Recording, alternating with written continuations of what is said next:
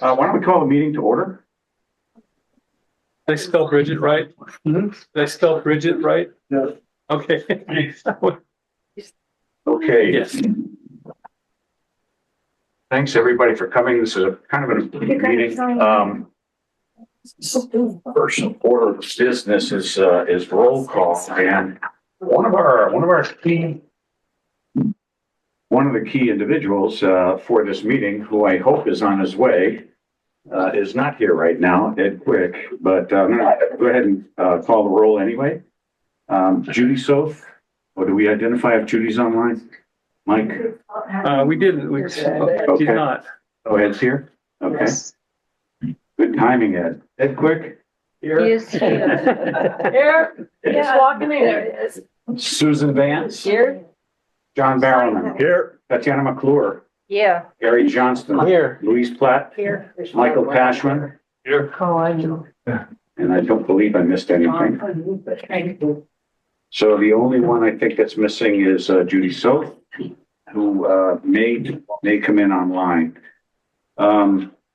So right off the bat, I'll ask everybody's forgiveness. As you know, I'm always a little bit scatterbrained, but it's worse today than due to lack of sleep from something. But we'll try and get through this. This is kind of a very, very important meeting. So I'm going to keep my remarks very short, other than to reiterate what I did at the last meeting, because there were only, I think, 5 people in attendance at the last meeting.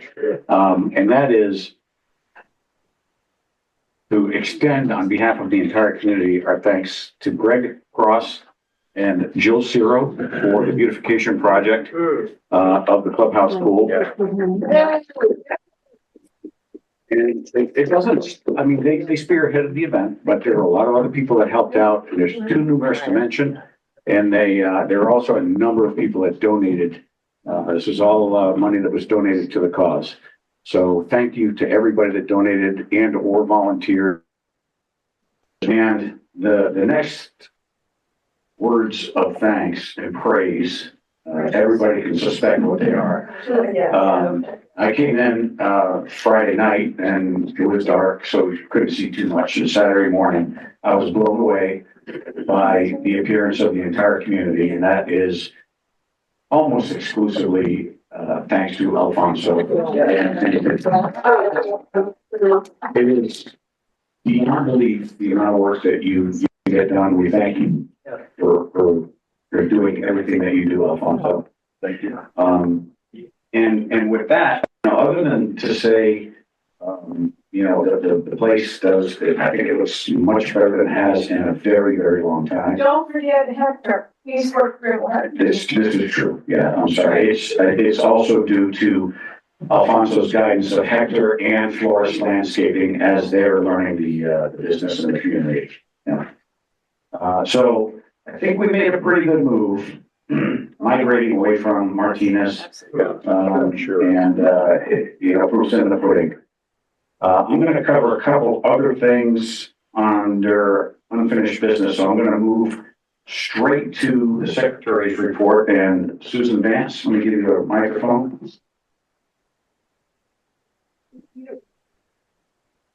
Has everybody had a chance to read the minutes? Yes. May I make a motion to approve the minutes from June, actually, or these No, are, it was these are from September, that's right. September 25th. September 25th. So moved. There's a motion. And a second? Yes. Okay. Are there any questions, discussion from the board? Anything from the community on the minutes for the September 25th meeting?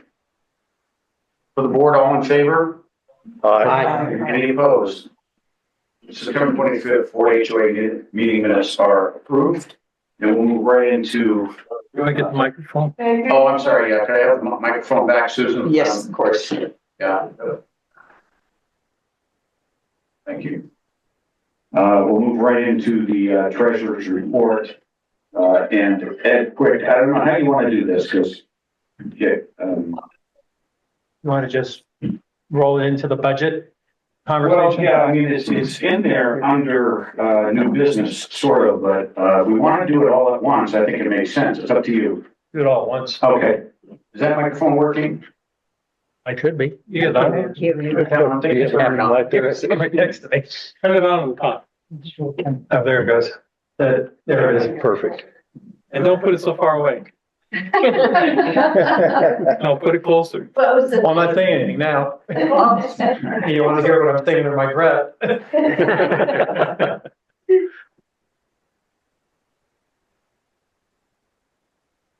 Oh, are we doing, we're right into the budget? Well, yeah, there's treasurer's report and budget if you want to do it all at once, or if you want to wait, we can, let you take a breath and I'll move on. Move on, I'll be getting Okay, yeah. together.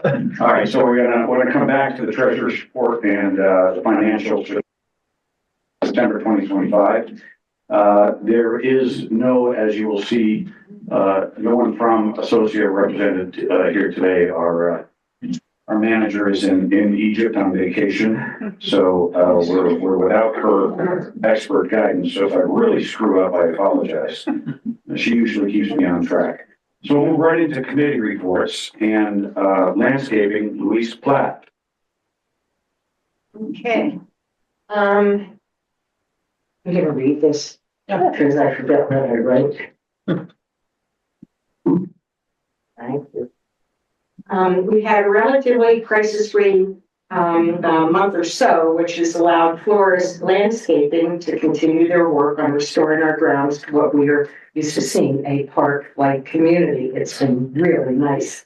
Of course, Mother Nature, even with our drought conditions, we didn't experience any dramatic devastation like we did last summer, so that helped things a lot, even with the drought. That said, we were on schedule with preparing our lawns for the winter months and spring sprouting and catching up on trimming shrubberies that should be cared for. For much larger, dump worthy, I'm going to segue into garbage. For much larger dump worthy items needing to head directly to the dump via trailer, I'm going to ask that you get hold of Willie, who is part of Flores Landscaping, and you and he can make arrangements for the haul. And if you need to get his contact information, I can give that to you as needed. I believe Hector with Willie have been the major garbage collection folks, and it seems as if things are starting to even out with the garbage collection. I don't have like a plethora of calls every Sunday night or Monday morning about problems with the garbage collection, one or two maybe, which is refreshing.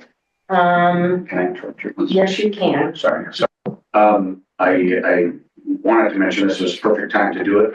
So Willie did stop by today and he showed me a couple photos.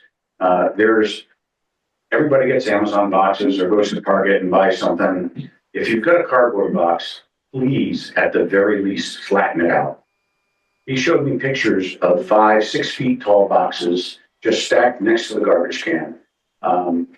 So if that happens, he's not going to pick it up. And I don't blame him. It's not his job. It takes an inordinate amount of time for him to break those down and put them in the gator and then haul it off. So if you've got cardboard boxes, I don't care how small they are, please break them down. The other part of it is there are some homeowners that are using, say, a small plastic Safeway bag for their trash, and then they're throwing their Safeway bags in the can, along with loose garbage, which now means that he's got to take out the entire can. And again, if that happens in the future, he's not going to remove it. And I've told him, don't remove it. So please take your bagged garbage, your loose garbage, put it in the appropriate size plastic bag inside the in-ground container, and everything will go a lot smoother. Thank you. Your clippings. I was working on some kind of guideline, and that kind of got muddled, but to my understanding, and Alfonso, please say yay or nay, if you have any yard clippings, you can place them in a paper bag by the garbage can, and it should be picked up and or bundled up. If you leave loose yard debris, it's just too hard for them to pick it up and put it in the gator. Is that what you and Will agreed on? Yes. And what I'll do is I'll send out a thing in black and white or with all the guidelines. Now that we have things straightened out. On that end, there are two unresolved issues that I've kind of been working in the background about, and I think I do want to bring it up to everybody. Jay and I, Nancy Swain and Kim, Yescas have been working with Salvation Army, the Salvation Army's regional manager, in regards to all the dumping that's running behind our oleanders. And it's a travesty. And on top of just items and people, there are syringes and human excrement, and, a public health hazard. So we've been communicating with them kind of on and off. And I hate to say that I don't really think we've made much progress in having Salvation Army routinely scan that area and clean it up. We have talked to them about the idea of putting in some kind of fencing, which that was a brick wall. I feel that the last communication we had with the manager, and Jay can verify this, I kind of felt we were dismissed. Okay, hold that thought. Yeah, kind of. Second, the dead and dying oleanders south of the Salvation Army that abut our property and the business office right on Roller Coaster and Oracle. So we've been in touch with the property manager over there. Again, feeling very dismissed. He's kind of arrogant. Well, at least Salvation Army told us to go to help sort of, maybe it's moving forward in the trip. The guy out near the roller coaster gate was absolutely Inappropriate. incredibly suited. Yeah, and I talked about the aesthetics of the oleanders on top of the fact that it's a fire hazard. So make it one step further, I contacted the county, and the county referred me to the fire department. I contacted the fire department, they referred me to the county. And so neither of those entities have any jurisdiction over intervening with these people. I don't know if we're going to get any progress on either of those ends. I am very tempted, and I would like some feedback on this, to call the TV station, is it K-Gun 9 on our side or whatever station. I don't know who they are, but I don't know if that's appropriate. That maybe with some bad PR, we might get some movement on these two issues. So that's really, I'm in a mood, I'll call it. But yeah, that's really about it for landscaping, unless anybody has anything to add. Oh, the dumpster. Okay, so I'm sorry. Yeah. Actually, it's on the agenda. It's on the agenda. Oh, should I wait for the agenda? Yeah. Yeah, I'll wait for the agenda. Some, I think with respect to the oleanders and lawyers' letters associated. Oh, yeah. Well, there's no legal, I don't think there's any legal Well, basis to it. Well, if they're a fire hazard, Well, the fire department didn't even but they don't. think it necessary to come and take a look to say, yes, it is. I don't know. Question, have you tried the Board of Supervisors? Would they have any sway on this? Because that would be the political entity for the area, right? I know this is probably You're right. workshop. You're right. It's worth it, I mean, We're on the Salvation, I was thinking the Salvation Army, the county, yeah. because it is a public health hazard. Talk to the Board They're of Supervisors. getting road pack rats scurrying across the way. Tell them you're getting the runaround from, but sure. We are inspector. great idea. You can submit a complaint to inspector. We are inspectors in the county, and if something is wrong like this, you can submit a complaint. to inspectors, and they come and they inspect it and fine whoever fault it is. Okay, I think the best approach at this point is we're going to give Charles from the Salvation Army Yes. and his boss, who Nancy Swain, I believe, sent the contact information for, Okay. one more chance. And we're not going to fret. We're just going to say, look, if you guys can't do anything about this, we're going to have no choice but to go to Board of Supervisors or whatever entity that we decided to call Yeah. to rectify the situation, because it's a health hazard. And as far as Steve, Yes. yeah, Steve, yeah. As far as he goes, we send him sort of the same short letter and see what his response is. Yeah, And we go from there. yeah, when I called the county, under vegetation management, I thought perhaps that this would be, an item that they take care of, and the only vegetation they address is it buffalo grass? But as far as oleanders, no. It's also an eyesore, and that would be a problem for our historic. Yeah. Well, on top of that, between Salvation Army and the oleanders, our property values, Yeah. the aesthetics are not good, so. I know that these have been battles for years. Yeah. And to no avail. I know Alfonso had at one point in time, and correct me if I'm wrong, he actually planted some oleanders over there to kind of replace this dying hedge and water. They have a water system, an irrigation water system that runs along the oleanders, and the control is on their property. And he still denies that these are his oleanders. And so Chrissy went to the county and checked whatever maps, and and I said to him, why would these not be your oleanders if the control for the irrigation system for the oleanders is on your property? He's a tough cookie. So enough. Is that it? That's it. I think. Thank you very much. By the way, Louise has done a tremendous job all summer long. I mean, thank you so much for everything above and beyond. And you've done a fantastic job as landscaping chair. Thank you. Thanks. It's fun. Yeah. I'm sitting right here. You can't lie to me. It's challenging. I'm just going to give a very brief update as to what to expect in terms of maintenance. Jim Young is suffering from a little bit of a health issue, so we're not quite sure when he'll be back.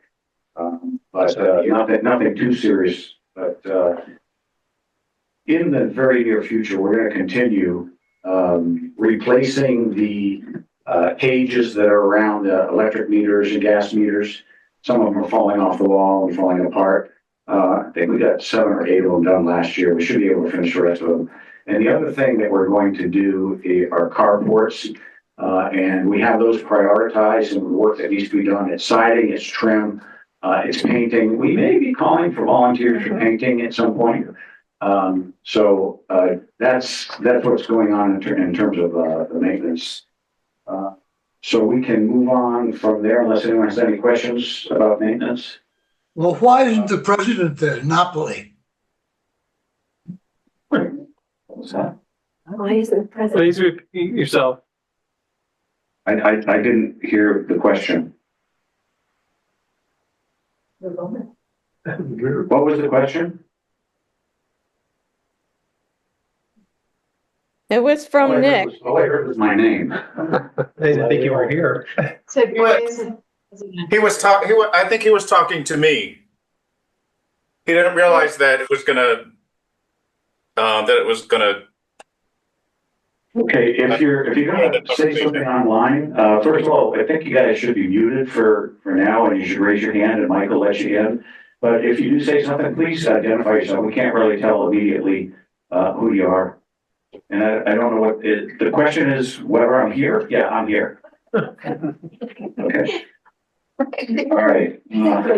So we can move on. We can move on to the insurance report, and I think most of you already know that there's been some pretty good news on that. So Tanya, board members, you all have the insurance report in front of you. Two other attachments. Okay.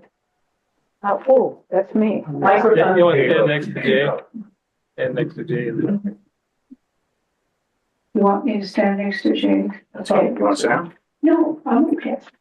Well, welcome back to all the snowbirds. We're glad to see you. And we'll get right on with the insurance because it's been complicated. About 5 months ago, I started contacting insurance agencies regarding the renewal of our property and coverage and our liability coverage. Those are the two most expensive things we have as far as policies are concerned. As you know, our present policies are extremely expensive and have been very much of a hardship for a lot of the residents. Many of the agencies would not even consider working with us because our buildings are too old. We haven't had updates in general on our electricity and our plumbing. Our biggest risk is water damage. It's even more of a risk than we would have with fire because of the aspect of having brick. We could have all kinds of water damage with piping breaking everywhere. Now we have someone that's living here, and the pipes underneath the house broke. And luckily, it didn't damage any of the common areas, but it sure did a lot of damage to their house. So that was kind of sad. I had to do a real salesmanship about our property in order to get the insurance quotes. Now, one of the things that was really a pain is I had about 10 applications to fill out. And about 5 of them, I had to forge Jay's name after a discussion. So he said, no, you fill them out, that's fine. Anyway, one of the things, a lot of the applications, I needed help from someone. And Bridget helped me a lot with information of certain things that have been done over the years. Alfonso helped me out with telling me how the roofs are built. As we all know, we've got tar, we've got white elastic cover. What's underneath? And that's what the insurance companies wanted to do, is get information about the roofs.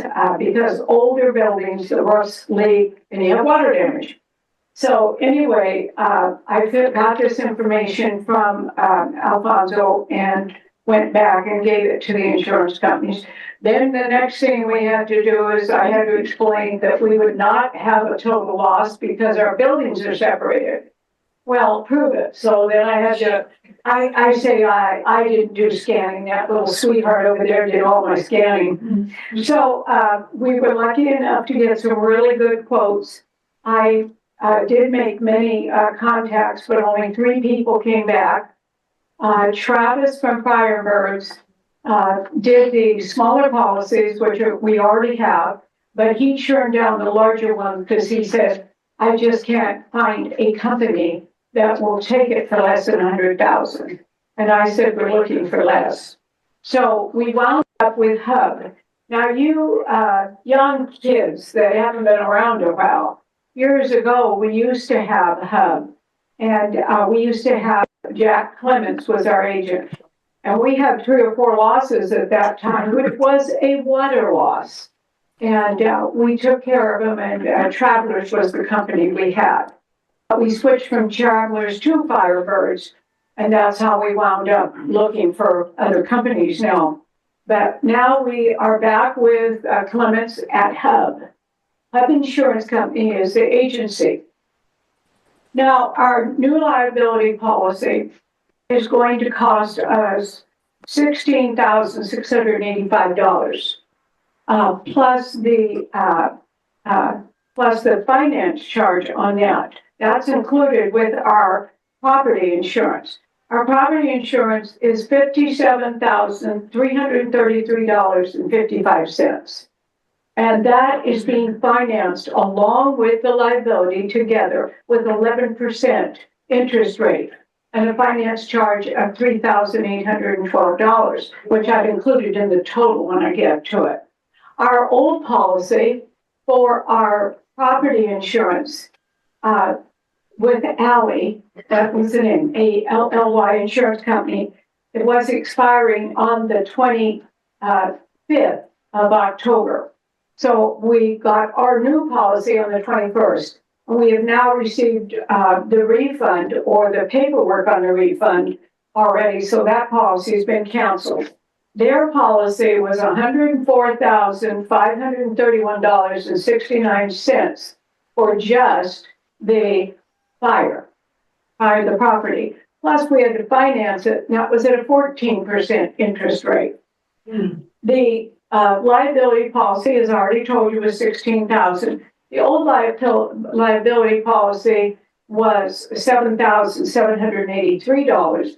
However, the offsetting of doing the two of them together with one payment was better to do it that way. That's how we got the lower rates. The new property and liability together is $73,801 for both policies. The old policy with the old account with the two policies together was $112,315. If you add the finance charge into our new policy, it's $77,613. The old policy, old two policies with the finance charge and with the broker's charge was $117,269. This is a savings of about $40,000. Yes. Good. Thank you. You're welcome. It only took her 2 or 3 minutes of work. Yeah, right. Keith did this. You can thank him for all the typing. And he's up for, if you want to contact him, he doesn't charge too much. The certificates of insurance have been issued. Everybody on the board has got a certificate if you need to get one immediately. Otherwise, you're going to be talking to Griffin Power. Griffin Power, I put the wrong quote. We're gonna post them on Town Square Yeah. and the website. Yeah, and If you need a certificate of insurance for whatever reason, you pull it down from Town Square. If you need a certificate of insurance for any reason, you pull it down from Town Square, or, are you already gonna say that? yep. Or, our website, and last resort is Griffin Power with home insurance. You want to take the number down, we'll give it to you right now. 480-257-1548. It's incorrect in the copies you've got there. I left off a few digits. Yeah, okay, we've canceled the old policies already. Oops. Okay, can you hear me now? We've canceled the old policies. I just got it this morning. Keith did, he got it off the computer. We have a refund of the old policy for the property of $1,606. We have a cancellation refund of the old liability policy, which you heard was only about 4 or 5 days, of $1,607. That's how expensive the property policy was. Now, I have sent a note to our prior agent and said, how are we getting this refund? Are you going to mail us a check? Are you going to, do some kind of electronic transfer? But I'll leave that to Chrissy. She can get that refund. They sent an email. Yeah, she already responded to that. Oh, did she? Yeah. Oh, okay, all right. Now, we have three more policies to add to the total amount, if you guys are keeping track. But these policies were approved in September, and I gave a copy to everybody on the board of the list of those policies just to revive their memory. And the first policy is directors and officers. That was $1,794. The second policy was an incidental workman's comp, which I've said before. The reason we have that is if any of you were working on behalf of the condominiums, volunteering, light painting and tripped over the painting can and broke an ankle, then that would be considered incidental workman's comp. You were working, but you weren't being paid, but it's incidental. So, Premium for that. that is, the directors and officers is $17.95. The, incidental workman's comp is $432. Thank you. I gave you, Yeah. it's right on there. The umbrella policy, which brings our liability for any kind of trip and fall on the property, to 10 million. That is $2,738. Now, those policies, I assume, were paid without financing. Do you know, Ed? Were those paid directly to the company in September? I don't know. I was locked out of a strong room to look at those. Okay, so it was We can confirm. effective on the 16th of September, those 3 policies.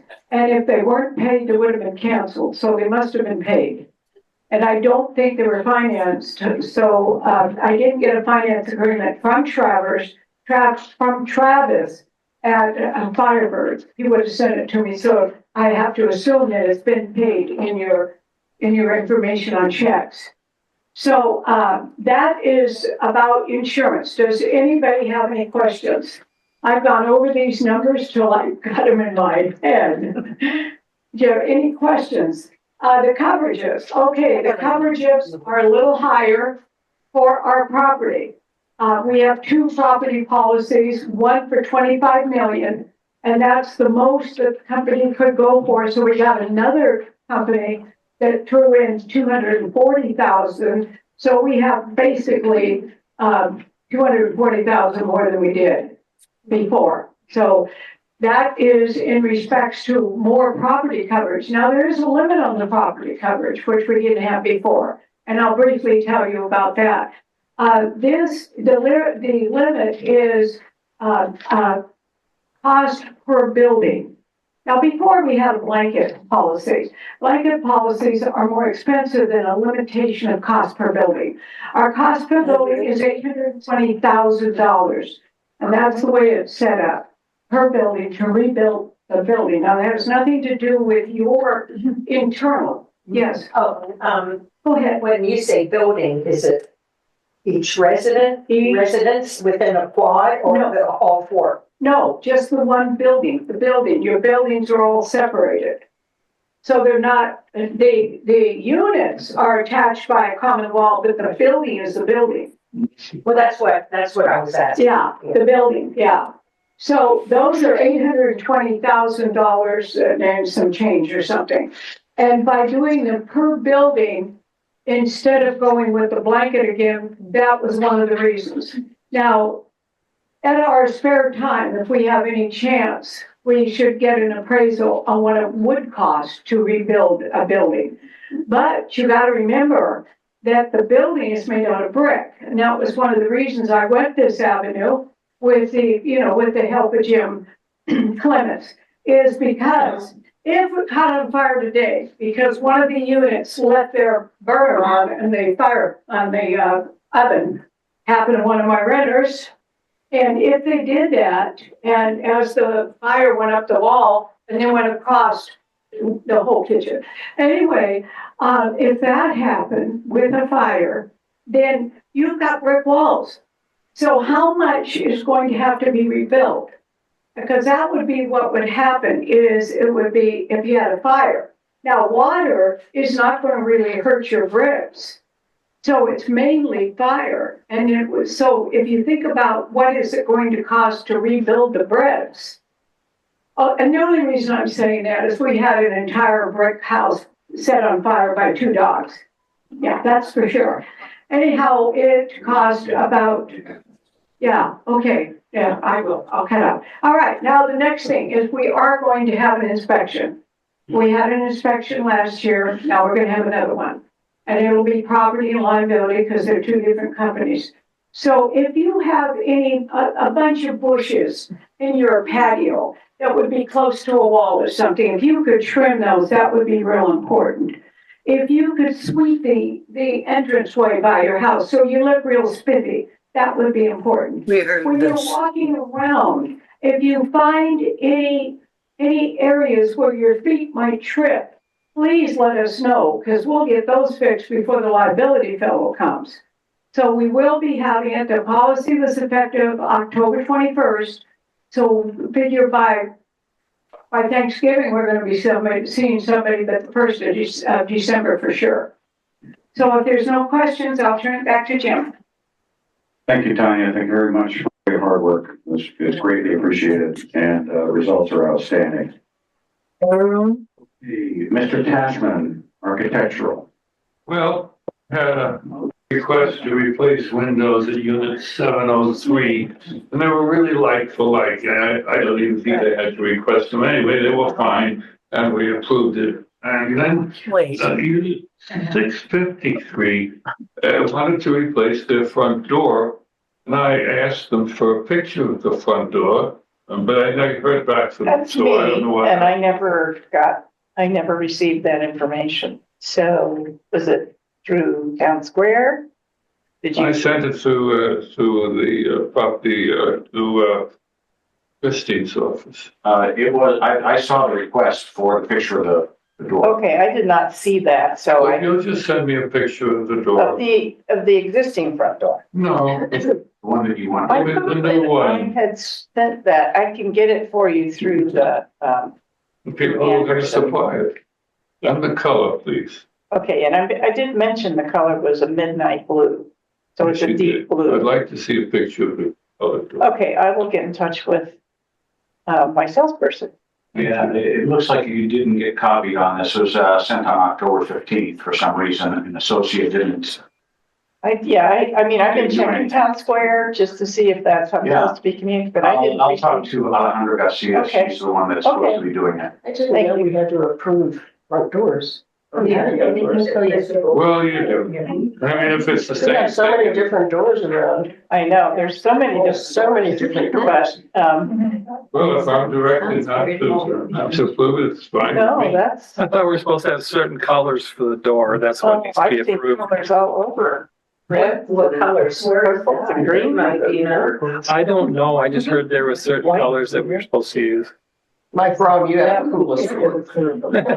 Yeah.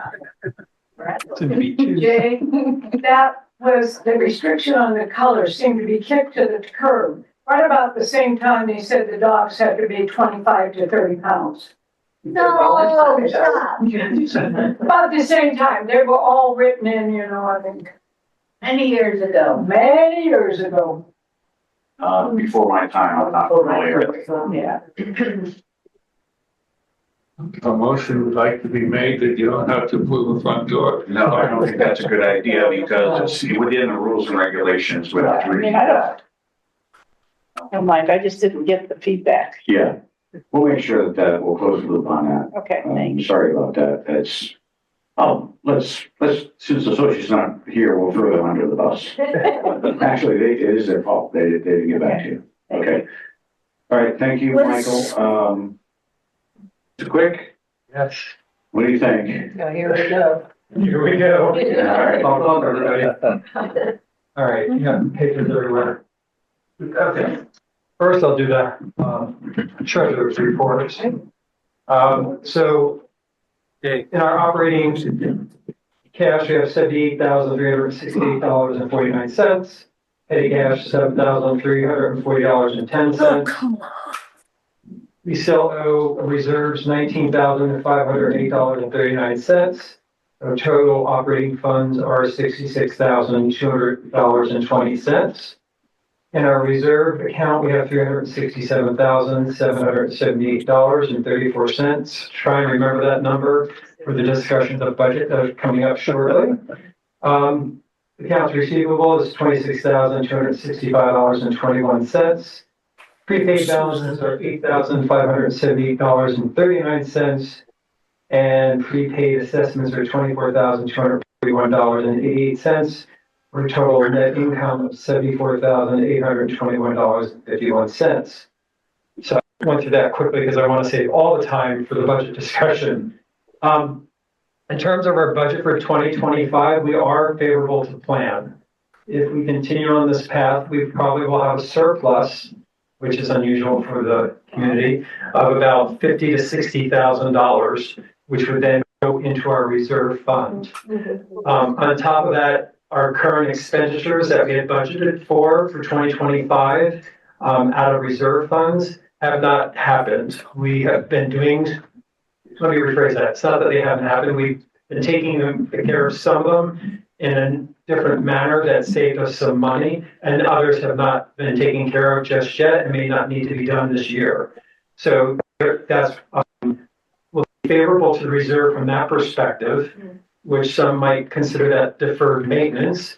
Some of it, in fact, will be, but other it would be maintenance that was done more efficiently from a cost perspective. So that makes that reserve impact for expenditures for 2025 more favorable. 2026 will be a different story. So right now, our budget for 2025 is running favorable. We'll probably have about a $50,000, maybe $60,000 surplus, barring any surprises. So I'm going to pause there talking about 2025 to see if there's any questions. Yes, ma'am. Did we repay the overage for 2024? Was that taken care of? We will do a motion, and I need to get with Christy to find exactly when to do that, probably in December to get that taken care of. But obviously, because of the surplus, we'll have the funds to do that. So that would net that surplus down somewhat. Christy is in Egypt, like Jay said, and she has been checking some email. But she's back, I think, in maybe a week, so I'll be able to talk to her more directly on that. But the plan is to bring anything that has been advanced out of reserve current, so we'll have no IOUs, if you will, and be starting fresh from 2026, which is a good outcome. Do you know what the balance is on that overage? Was it, I think that it was about 51 or 54,000? The outstanding right now is 19,000. Where did I put it? I just said it 2 minutes ago. Oh, yeah. 19,508 and 39 cents. Kind of helps. In good shape. Okay. Thank you. Sure. And if it's a little bit more, obviously, again, because of the surplus, we've got some buffer there, but that's the number that, as I understand it. Any other questions? A little bit of comments. It sounds like you've done marvelously well to manage the budget this year. Yeah, I think the Business Finance Committee and then obviously Jay and Jim Young and all the other board members have done a great job to look at ways to make sure things got taken care of, but not spending exorbitant amounts to do so. So I'm not one of those people that are good with doing some of those projects, so I do appreciate that. So yeah, it's been a big effort for the community. And also the community voted to make these increases happen to allow us to get in this position. So hopefully people have the appetite to do it one more time, but at a much lower level. Nice segue. Thanks, Margaret. So just as a reminder, last year when we talked about budget, we asked for a 20% HOA increase and then a $1,283 per unit special assessment to cover the insurance costs. So that's where we were that last year. This year, we're asking for a 5% increase, and I'll get into the details shortly, a 5% increase in the HOA fees and a $658 per unit special assessment for insurance. We have had, through Tanya's efforts, great success in getting the insurance to come down. It's not in line with where we were at 2024 when it was rolled into the budget. Perhaps next year we'll have locked in, it'll get us closer there and we can discontinue the special assessments. But for right now, we don't want to fold it in to the HOA costs because then it stays there. This way, we're kind of managing them two separately, hoping the insurance will go back to where it needs to be.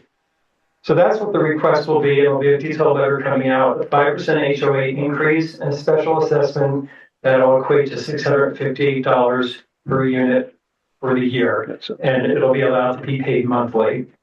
So it's about a 49% reduction in the special assessment and obviously a significant reduction in the HOA increase.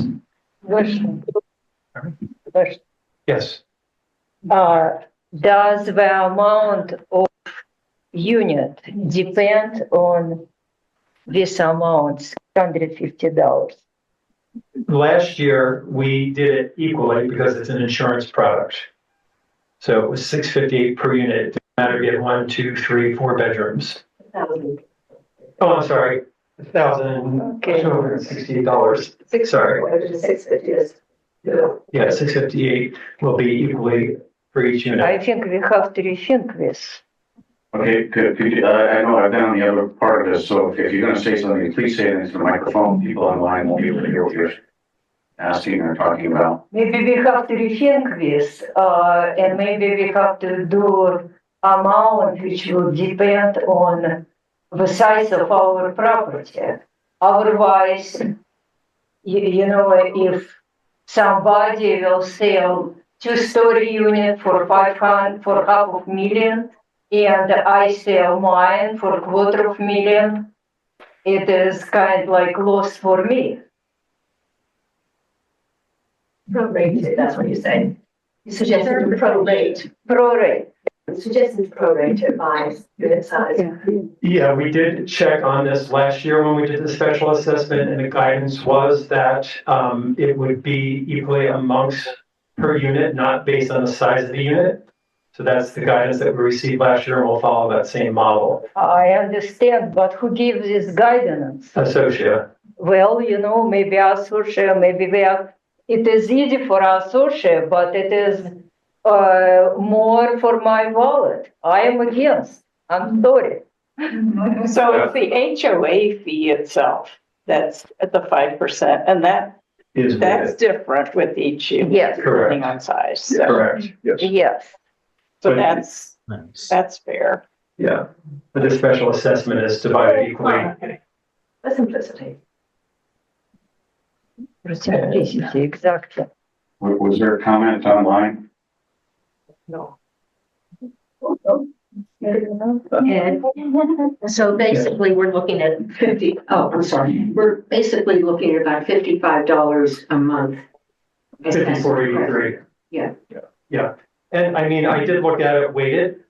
So the difference between, if we were to weight it, the largest unit is about a $9 variance between the 2 units per month. So it's not a huge financial impact for a 1-bedroom versus a 4-bedroom, which I suspect is part of the reason why special assessments are managed that way. But we can reconfirm. I don't expect that we'll get a different answer, but we certainly can reconfirm. But for right now, it'll be equally distributed across each unit. Any other questions? Nicely done, Ed. Sorry? Nicely done. Oh, thank you. And in the letter that we'll send out, it will list the areas that have increases in them. And I can pick my computer up again and go into that very quickly. Utilities is one where it's about a 20% increase in utilities. The irrigation, I mean, we do have increases. We had $5,000 in the budget this year. We're going to bump that up to $10,000 to make sure we have enough coverage for the costs. There really is not, you know, with a 5% increase, there's not a huge variance in what we plan to spend year over year. The utilities was one that we're not 100% sure what that's going to look like, but everything seems to be indicating there could be a substantial increase in some of the utilities that we're expecting. And then some of the, setting aside the property liability insurance, the other, the D&O workers' comp insurance has had slight increases, nothing significant. So again, it's relatively flat, but all the details will be in the letter that you'll receive with the ballot. And I would encourage you again, much like last year, but quite a bit cheaper than last year, to vote to approve the 5% and the special assessment. In terms of some of the projects that we have, we're looking at spending. Where is it? I'm sure I got it right there. Yeah, we're looking at spending approximately in reserve expenses, $263,566 in reserve expenditures. And those would include things such as Jay talked on earlier, carport repairs, repainting metal gates, possibly painting the casitas. 1/3 of the casitas would be painted. We would do a project over 3 years. The well paint recoat for the interior, clubhouse floor resurfaces. There's another items. Now they all have to be voted on by the board, but these are things that are coming out of the reserve study that are recommending based on the age that these things should be done. So there is some wiggle room there. But if $263,000 out of a reserve of $367,000 is a big hit. The other increase in the budget as well is the reserve contribution. This year, we're putting in $67,500. Next year, budget has $95,000 going in because we do have some big expenditures, and we should probably sit around $1 million to $1.2 million to $1.3 million in reserve, and we're hovering at around $200,000 to $300,000 when we net some of these things out, maybe a little higher at times. So we still need to bump up our reserves. I've been rolling around in this for the last week or two, so I go really fast. So please ask questions. Just one question, something like, Thank you. yeah, something smallish in my mind, like the tennis court nets, would that go, how would that be accounted for the budget? I don't think that would be a reserve expense because it would be temporary, so it would be an operational expense. And that's not anywhere, but Resurfacing the tennis court would probably be a reserve. yeah, the nets would not pay. Yeah. Any other questions? Okay, let me just reiterate, because that's a lot of information, and Ed and the business finance team have done a tremendous job. It's been months of work to get where we are. And what's going to happen is that, as he indicated, there will be a ballot that will go out at the end of November.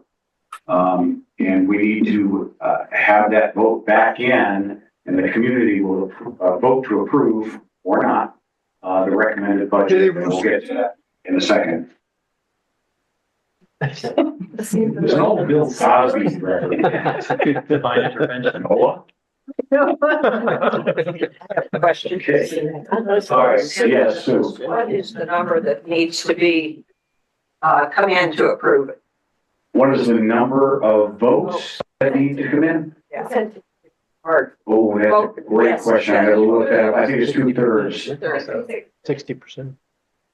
Yeah, 2/3 of the votes that get cast, not 2/3 of 120. Yeah. Okay, any other questions? So we can move on from that? Wait, I just have a comment. Go ahead, Connie. So just want to reiterate Ed and Tanya's view. The special assessment is really important because it covers insurance, and we have to have insurance. And insurance covers all of us and all of the property, and it's not divided by the size of each of our units. And that's why the size of the units matters for the operations and not for the special assessment. And thanks very much. Thank you for that clarification, Colleen. We'll see you on the 5th, I believe. Yes. Okay, if there's nothing else, is there any questions? Anyone raise their hand or any comments online, Mike? Yeah, Colleen had made one earlier about the buildings. You said we should look at talking to the commercial building owners, not the property. So whoever owns the commercial buildings over there. Oh, you're talking about the neighbors. The neighbors. Oh, okay, thank you. All right, so I think we're done with business and finance, and we can move on to clubhouse rental. Cat? 0. Nothing to report? I want your job. Okay, liaison, Nancy Swain.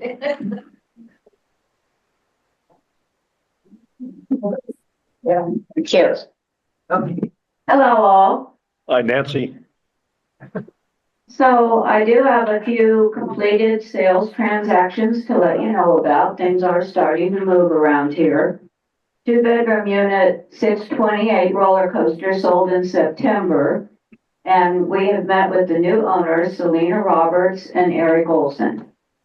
Three-bedroom unit, 700 roller coaster has closed, and the new owners are Dan and Mary Gray.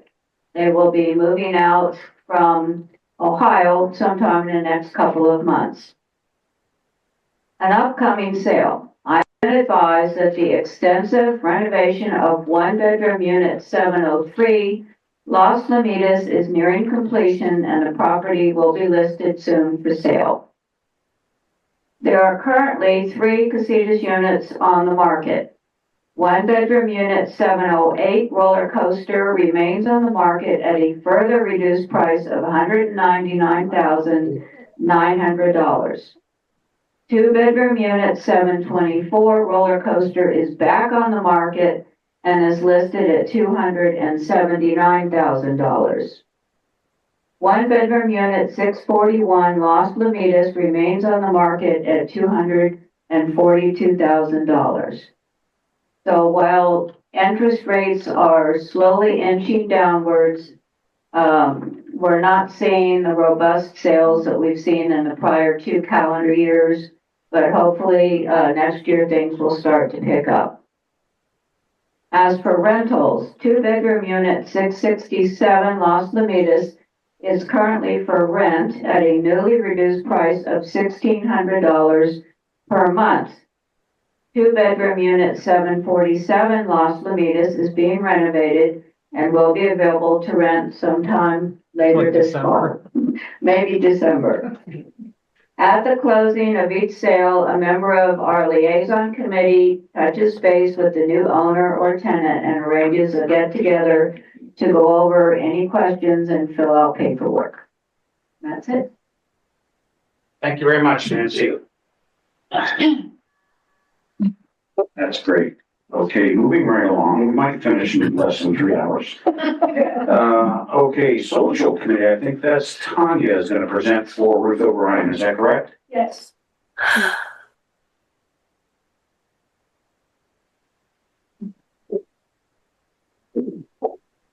This is for Ruth. And as you know, we canceled the Halloween party due to lack of interest. Darn, I was looking forward to it. Nancy Swain was nice enough to return. Thank you, Nancy. She was nice enough to take back all of the Halloween decorations that she was sweet enough to buy to begin with. And we received a full credit of $37.40 for the return of the decorations. That refund went right into the cash box. The cash box right now has $64,000. I've done too much insurance. With a $100 deductible. Yeah, anyway, the cash box has $64.84. The checking account has $1,569.43. That is the money right now for our social activities. On December 6th, for you new people, maybe that don't realize that on December 6th, we have an activity. It's Saturday, December 6th, starting at 9 o'clock until whatever. That is our Christmas trimming of the beautiful tree we have and Christmas decorations for the clubhouse. In addition to that, we will be having a fundraiser for social activities so that we can continue to make our dinners free. Coffee will be available as usual, and there will be goodies to buy. There will be jewelry, there will be handmade pillows, and there will be many more things to buy, pictures and things like that. What's the date of the fundraiser? That is Saturday, December 6th. Same as the tree trimming. And the tree trimming, we've always done both. As long as we got you here, we might as well put you to work. Yeah. On December 17th, Wednesday, we are having our annual Christmas dinner. And that will be here at the clubhouse, and hopefully it'll be free. That'll be free to all residents. Guests must pay $5. The social time will be between 4 o'clock and 5 o'clock. Dinner will be at 5 o'clock. the menu will follow. However, there is a rumor it might be prime rib if we can find anybody to cook it.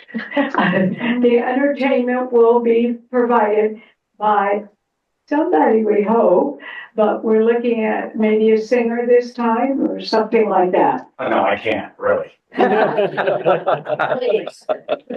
If there are any questions, I'm available. Yes, Nancy? Our Christmas tree was stolen out of the storage shed this past year. Tree to decorate. Are you sure? Yeah, we went through this. However, Ruth O'Brien said that she did not think they were going to get their tree out and decorate it this year, and that she would probably be willing to give it or loan it to the Casitas, but I would suggest you may want to talk to her about that. She didn't mention it at all. That's very interesting. Oh, somebody stole her tree. Great, thank you. Yeah, I can't remember. I thought I put the tree here, then I thought I put it in there. I must have put it in the storage shed. And we were looking into the sheds a couple months ago, and I remember you said that, and I just, okay. they were broken into that whole Oh, I lot. didn't realize that. That's the first I've heard of that. Okay. All right. That's it for committee reports. We can move into, yes. I don't know whether this is maintenance or architecture, but I think that it should be mentioned that we did have another crash in the serpentine wall on roller coaster a few months ago. Yeah. And thank goodness the driver stayed for the report. Of course, she couldn't go anywhere because the car was heated like a seesaw on the wall.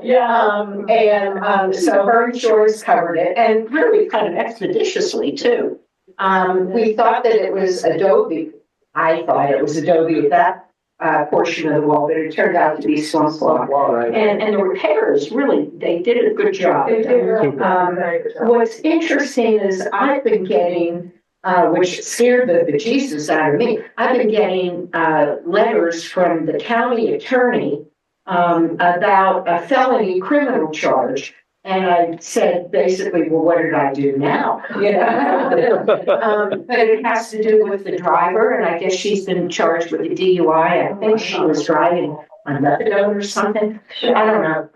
I wanted to know if there was any losses. And I said, well, I was there representing the community, and insurance took care of it. So I don't have, but I went through this whole victims advocate meetings and so on. So it was really very interesting, but clear. So the wall's been fixed. Not one penny out of our pocket. Looks great. Yeah, it's much better than a hit and run. If they're gonna hit it, I'd rather they teeter-totter on the wall. Okay, we can move on to unfinished business. And as you all know, we've had a number of problems with the heater at the lap pool, and it's been an ongoing saga. It's a three-way conversation between the heater manufacturer, Raypack, the pool company, Arizona Sparkle Pools, and the HOA. Long story short, Raypack wants us to buy a $50,000 heater. That's not going to happen. Sparkle Pools has recommended making some improvements to the pool equipment shed, which it needs anyway. We're not looking at a tremendous amount of money, but I don't have the figure yet. All I have is we have to put a 9-inch vent. There's a 7-inch vent on it. The problem is there's too much heat building up inside the pool shed. So it makes the heater malfunction, basically.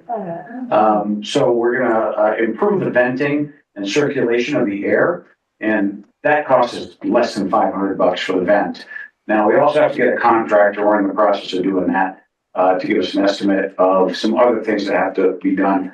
And there's some monitoring equipment that they would like to install, which I think is a good idea. And I don't have the price for that yet either, but I don't think it's thousands of dollars. I think it's hundreds of dollars, so that we could get things like an alert on your phone when something goes wrong. So that's in process, and that's the pool update. I have a question about that, gentleman. So it's not heat, It's currently not heated. when will it be heated? It's as soon as we get the contractor in, get the vent in, get this new monitoring equipment in, I would say within the next couple of weeks, hopefully.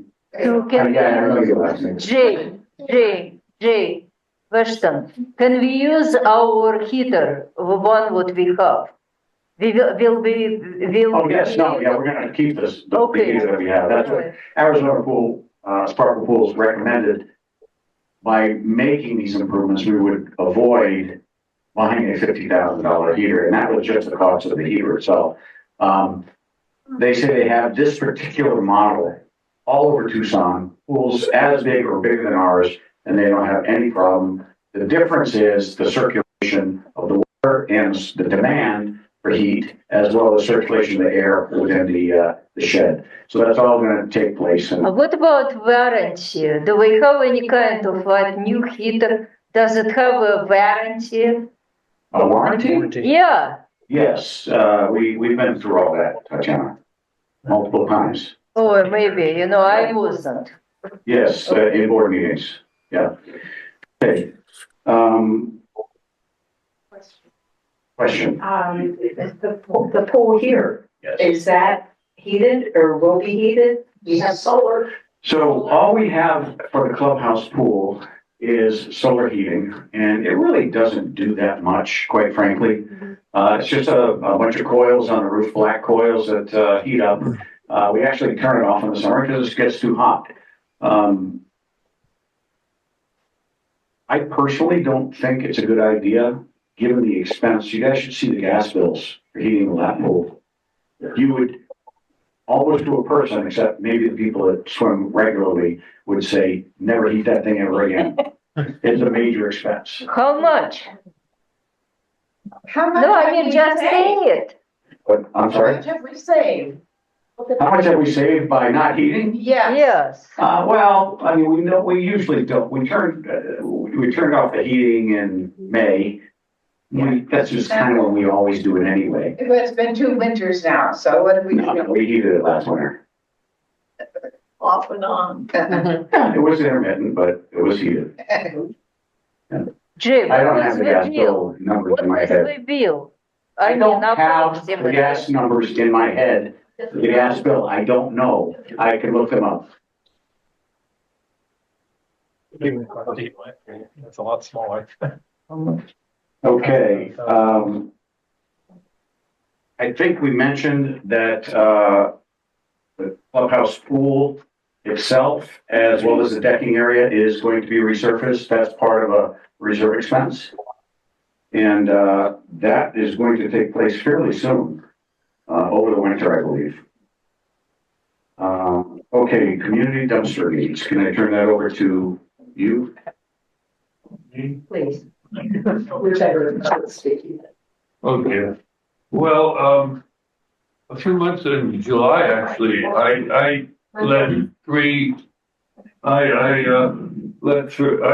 did 3 major, waste disposal contracts, so I got us in there too, also, and I just reaffirmed today that these bids are still going to be on it. I could get a dumpster, by every week for $131.45 a month. That's really very cheap, I think. Or if we want it every other week or twice a month, it's $78.70. That's about us. I think it's a good idea because then we can get rid of stuff. Us individuals, everybody can get rid of stuff that's hard for the garbage guys to get. And that's all. I don't know what else to say about it. They're very reasonable prices. This is an addition. At one other community that I'm associated with, twice a year they bring in a dumpster and everybody's told when it is, and so they save up their stuff and then dump it in there twice a year. So that's a possible alternative path. You're talking about large That would be, appliances. Yeah. the 40-yard dumpster. These are little 8-yard. And so they continually use I can put a 40-yard dumpster out here for about $350. I mean, I'm the people I deal with. And it's $350 every time they take it and dump it. I just figured, and it's about $100 to bring it. But it's a big, ugly thing. I don't think that would really help. It would be good at the time to dump stuff in it. But the other ones, you could dump anytime you wanted. You could take your cardboard boxes and icky things and just stick it in there, and they take it away every week or twice every other week. Where would it be located? Oh, well, Repeat the question. where would it be located? Wherever you want it. I thought over there where the old truck was a good, of course, that's self-serving because it's close to me. Would it either be there or over in your spot? Yeah, right here. This is kind of. I don't think there's a smell type much because they're closed. You open them up, you stick your stuff in. Question, do we need it? I mean, are people not having enough grocery pickup once a week? I don't have a problem with garbage pickup. I mean, I don't see the reason for it. Anyway, well, I don't have an answer for that. So, But now it's a true problem that doesn't exist at the moment. Okay, well, it so, was sensing a lot this summer. Yeah. Until we were having a lot of problems with the transition of the new team and crew. And, getting solid, comprehensive guidelines on our trash collection.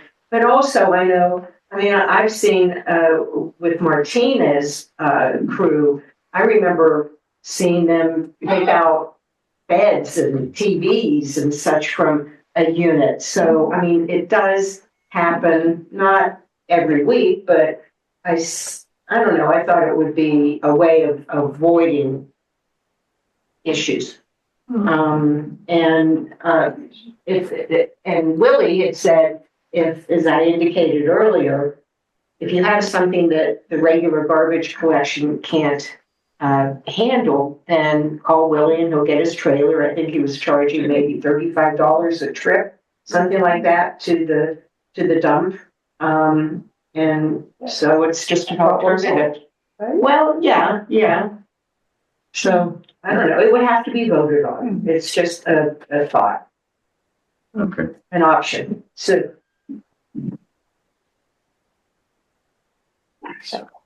I just remember the time that we had dumpsters out here and people would bring stuff up and lay it by the dumpster. It was, Yeah, that was mostly a recycling fiasco, where nobody, really bothered to do it properly. We're turning into the same thing. I would suggest we table this for now and, keep an open mind, see how it goes. I thought that the dumpster was mostly for, lawn debris and limbs and branches and. Well, again, earlier on this summer, we were having issues with the regular garbage pickup that included yard debris and such. And Willie had said that he was opposed to the dumpster, of course, he said, because people may be dumping food items or whatever in there and it would sit for a couple weeks and get smelly, and that's valid too. So, I don't know, it was. Can I recommend that we table this? I really want to move on. Let's keep it in mind. We'll put it under unfinished business for next time. But if it's going to happen, and I think economically it makes sense, but we would also have to build an enclosure. Yeah. It's not just going to be a dumpster sitting out hidden behind a hedge. Okay.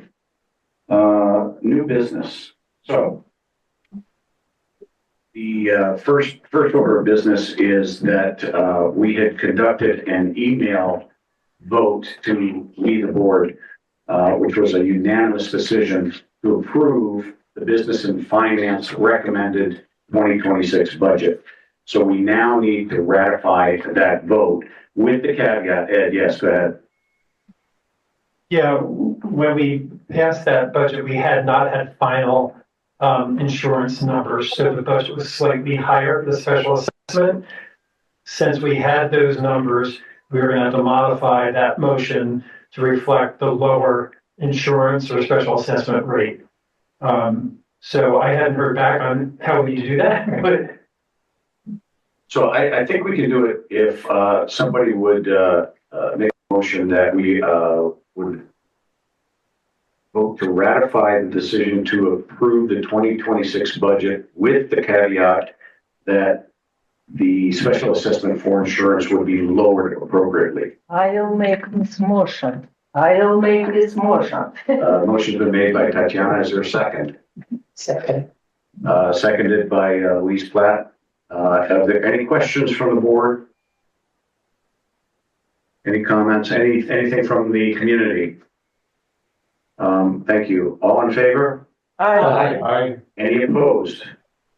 Great. So what that means now is that when we get the final numbers with the reduced insurance assessment, that is what will be presented to you. We're going to send out a packet of info or letter. Ed? yeah, the letter that I sent around will be revised. I'll have the numbers validated with associates to make sure everything's rounded appropriately. And that'll go out with the ballot to vote. Perfect. Okay, great. The second, good. We've already reviewed the 2026 budget. We don't need to do that. The second thing that we had done by email, the board again unanimously approved the issuance of the insurance policies that Tanya Lindell had presented earlier tonight. So we also need a motion to ratify that email vote. So moved. Ed, is there a second to that motion? Second. Seconded by Gary Johnson and Louise Platt, thirded by Louise Platt. Are there any questions from the board on ratifying the vote on the insurance policies? Any comments? Anything from the community?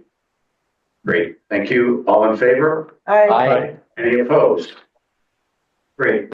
Those votes are now ratified, and okay, we already gave the update on the Salvation Army, right? So we don't need to go that. Okay, as brought forth new business, I've got one major item, and time's getting short. It's November. We got holidays coming up. We got lots of stuff going on, and we have board elections at the annual meeting in January.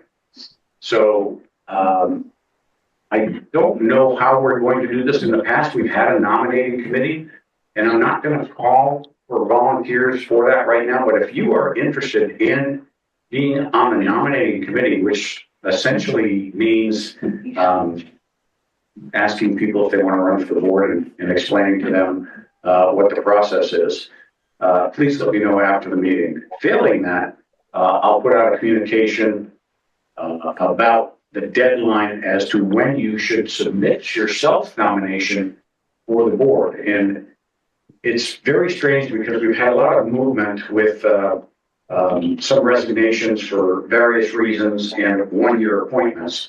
So by my count, and this is not gospel because there's a lot of moving parts here. Ed was appointed in 2025 for a term. I'm sorry. I think it was for 3 years. 2 years? Three, Three. I think. Yeah. Okay, all right, that's where my numbers off. I told you it wasn't gospel. Okay. Makes sense. Great. So, that means that Michael Tashman, who was also appointed in 2025 through the end of this year, would go off the board. He's eligible to run for the board again for a 3-year term. Also going off the board, again, by my calculation, I got to verify all this, after serving 2-year terms would be John Barrowman, Tatiana McClure, and I believe Louise Platt. But I might be wrong on that too. So we could have one. I think Louis Platt was for 3 years. I remember it. I have a note here that says that, Tatiana, as a matter of fact. That's why I'm confused. But I also have the vote counts from when we did the elections in 2023. Well, So in any event, we'll get that all straightened out. We're gonna have at least 4 openings on the board. Wow. Yeah. Yeah. Okay. So if we don't get enough candidates, we can operate with a lesser number until someone steps forward and maybe we appoint somebody on the board. But we'll cross those bridges when we get to it. Okay. Are there any questions about the elections, the annual meeting, nominations? Ballots will go out, I don't know if I mentioned this or not, ballots for the budget have to go out, I believe by November 21st. And then nominations for running for the board have to be in by December 7th. So by November 21st, we're gonna have all the information out for the ballots. May I say something? If I recall correctly, the ballots last year for the special assessment were a cluster, kerfuffle. They were worded poorly, they were confusing. What was that? Yes, can we review them before? Absolutely. Yeah, we definitely have to get with associates and make sure that it's a lot clearer. I didn't even understand it, yeah. So, okay, Jay, yes. did we need to vote on the pool estimates that we have in the board packet? Oh, good point. I missed that. Yes, I did. Yes, we do. Thank you. This would be for resurfacing the clubhouse pool and refinishing the pool itself. You mean the deck? The deck and the pool, yeah. Does the deck need? Yes, it definitely needs it. Okay, we have estimates from classic pools, economy pool service. And she made some great notes, Yeah, really. okay.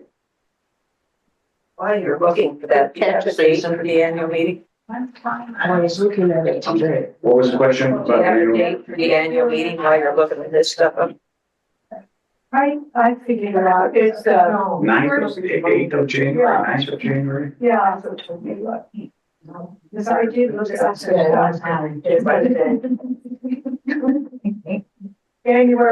January 9th, I believe it would be. Saturday night is a Friday. Yeah. 10th. It's January 10th. Okay. Saturday. Yeah. Okay, let's open this, if everybody wants to go through this now, I quite frankly missed this. So, does anyone have any strong opinions as to what direction you think we should go with the clubhouse pool, resurfacing and decking? Who resurfaced the lap pool? Whoever it was will never use them again. Okay. It looks like economy, they have a 5-year with pebble finish, which is a strong advantage for the warranty. Yeah. That's a lot longer than anybody else at 2 years. And Chrissy makes a note that classic pools, combined resurface and decking, is the most economical to do both, resurface and decking at $44,500. Yeah, and economy would be a, 43. Yeah, 43.7. Yeah. We don't need decking, we can just paint. We can paint surface ourselves. No, The paint the Yes. concrete? No. no, decking is more than just paint. No, what I'm saying, we don't need it, with small pool. It is totally nice. You can paint concrete and make it nice yourself. Isn't concrete pretty slippery from around the pool? It is a special paint, what is for concrete, which is not slippery. Okay, we don't have a. No, what I'm saying to proposal you is, for that. I understand, but this is what we can do, which can save us some money. Isn't the surface around the pool something called cool deck? Yeah. It's a specific surface, not just concrete painted. It actually keeps the surface of the concrete above it. It keeps it cool. It's a very special material that has to be used. I understand, sweetie. I do understand it. But we can't just paint concrete out. No, we can. It is a special paint. No, it's more than paint. It's a surface material. It is called cool deck. Yeah, it's called cool deck. I understand that. And there's a lot of surface. It's more than just concrete. Yeah. I think we should have this done professionally. Oh, yes. I mean, Danger. yeah. Yeah, you're right, the liability. Oh, it's gonna be set. For that, I mean, Not painting any pool deck. No, but I think there's a lot more than painting. I don't know if you've been out there, but there's some pretty rough areas out there. I looked, but anyway, that's what I. Okay. This is Jill. I'd like to make a suggestion. I hate to do this. Go ahead. Who is it? I agree, Taylor. Yes, please go ahead, Tony. About the pool. Okay. I think it would be great if we just did the pool, the inside of the pool and the tile. I look around that decking, and there's nothing really wrong with that decking. It's concrete, and it's really nice. Now, if you wanted to paint it, I can tell you from experience, I have painted concrete, and with the rain and the way I wash down all the time, it chips. And it's a work constantly that you have to keep touching it up. Just my opinion. I don't think that it should be painted. And I actually think it's just fine. Maybe it should just be washed. But just the pool itself, the acid bath, the new tile, or whatever you do to redo that pool the pool needs it badly. But I think we could save a lot of money and not do the decking. If you guys go out there and see it, it's actually beautiful. That's a lot of cement out there, and it's beautiful. Thank you, Joe. Thanks. All right. Here's what I would suggest. Here's what I would suggest is, since our next board meeting is the 17th of November, which is 2 weeks from today, why don't we all do a little bit of homework on this and table this for now? Yeah. Good idea. Okay. If we do something. Great. Now, sorry about that, folks. I told you I was scatterbrained. Jay, I have one comment. You indicated the ballots on the budget are going to go out later in November. So our governing documents require the board to notify homeowners 30 days before the start of the new year when an increase goes into effect if it passes. So just be aware that it's unlikely that any increase that passes would be effective in January. It would probably have to move to February. Yeah, that's quite possible, Colleen. I talked to Chrissy about this, and she thought that if we get everything out by the 21st, which give them a week to get everything back, we could still get it out. That would meet the 30-day requirement. Okay, hopefully. That'd be great. It's a little bit of time. We might get the ballots out a bit earlier. Matter of fact. Okay. Thank you. Public forum. Is there anything from the community anyone would like to discuss? Yes, Judy. Could you grab a microphone, please? Absolutely. Hi, Judy Gould, 730 roller coaster. One of my pet peeves is what I'm seeing right now at both pools. My grandfather was killed in the war. My husband was in the military, in the Air Force. My brother was in the Army. We have 2 tattered flags. I personally have purchased at least 8 flags for this community. I know Larry Kilbert was very particular about this also. Is there not a slush fund? Is there not? No, there's not a slush fund, but we can take care of it, Judy. There are 9 board members, and some have a lot to do and some don't have as much. Maybe one could be assigned to just be aware of that problem. Number 2 is the big pool. It's I've done some investigating because it's starting to look really crappy. Yeah. Our nice new pool that we've hardly been able to use. The minerals in the water are building up. I went to a place and asked him about it. I passed the word on to Henry at Sparkle. I also let Associate know this is a possible solution. It's starting to look just like the old pool. You can't tell it's the beautiful blue sparkly. Okay.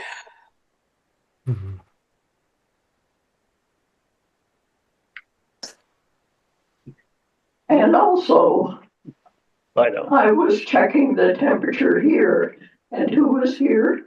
God bless her, Jill Rickhauer was trying to exercise in the pool. This is one of the few exercises she can safely take part in.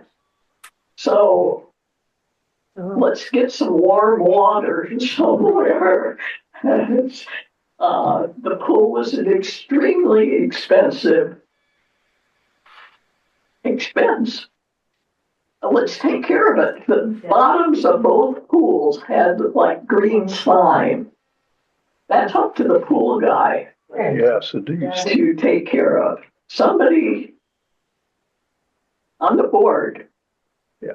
I talk to them. I tell them what I think. So Judy, you live here full time, and obviously you see things that some of us And I aren't here use the full time. pool a lot. And if there's a problem, then it needs to be brought to the board, not months after it has happened, but while it's happening or as it happens. So yes, now that we know about it, we'll take some action on the flag and on cleaning the pool, making sure it's done properly. Perfect. Thank you. Thank you. Is there anything else for the community?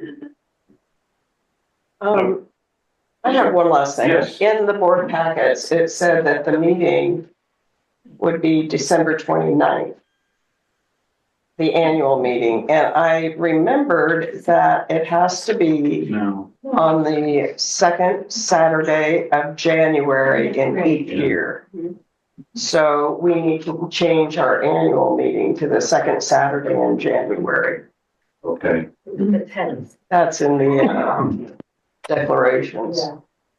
Yeah. You say that's in the board packet? It's in the board packet. Chrissy has the dates for the next meetings. Manager's report. Manager's report, is that where it is? I think that's where it is. Oh, okay, yeah, okay. All right, yeah, we'll have that changed.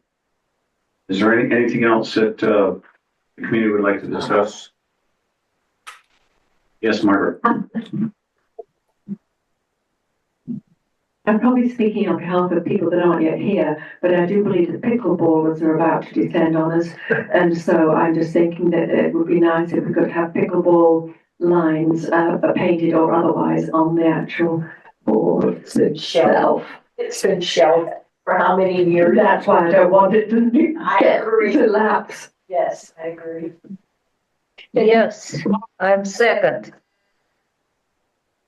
How do we deal with that, Jay? I believe that there are, I believe that there are, removable lines that you could put out and take away because the tennis players don't want those lines. It is a different kind, it is a different paint. I would like to note that there are probably more pickleball players as residents than there are tennis players.